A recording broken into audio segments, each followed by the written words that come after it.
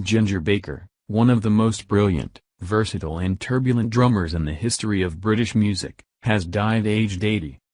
His family had previously made it public that he was critically ill and asked fans to please keep him in your prayers. His Facebook page said he passed away peacefully on Sunday morning.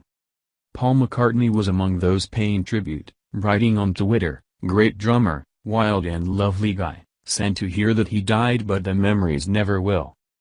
Baker was born in 1939 in Lewisham, South London, and grew up amid the Blitz. His father was killed in action in 1943. He began drumming in his mid-teens, remembering in 2009, "I'd never sat behind a kit before, but I sat down, and I could play." One of the musicians turned round and said, "Bloody hell, we've got a drummer," and I thought, bloody hell, I'm a drummer. Early work came with the jazz guitarist Dizdasleigh, which ended when an 18-year-old Baker set fire to a hotel while on tour in Europe, and with bandleader Terry Lightfoot.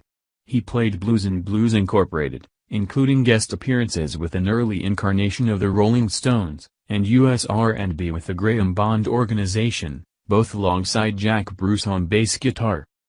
Despite considerable friction between Baker and Bruce, the pair in 1966 formed Cream with Eric Clapton, who had previously played with the Yardbirds and John Mayall. Cream helped define the psychedelic rock sound of the decade, with Baker bringing both a jazz sensibility. Toad, from debut album Fresh Cream, features one of the first ever drum solos in rock, and a hard-hitting style, using two bass drums, that pointed towards heavy metal. Cream sold more than 15 meters records worldwide and had hits including Sunshine of Your Love, Strange Brew and White Room. 3 of their 4 albums reached both the US and UK top 5. The band split in 1968, releasing a final album in 1969. A reunion in 2005 ended in animosity, with Baker and Bruce shouting at each other on stage in New York.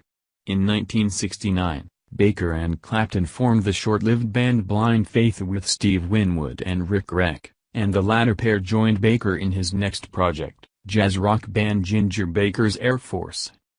Baker moved to Nigeria in 1971 and set up the Buddhakoda recording studio in Lagos, which hosted local musicians as well as established stars. McCartney's band Wings recorded part of Band on the Run there.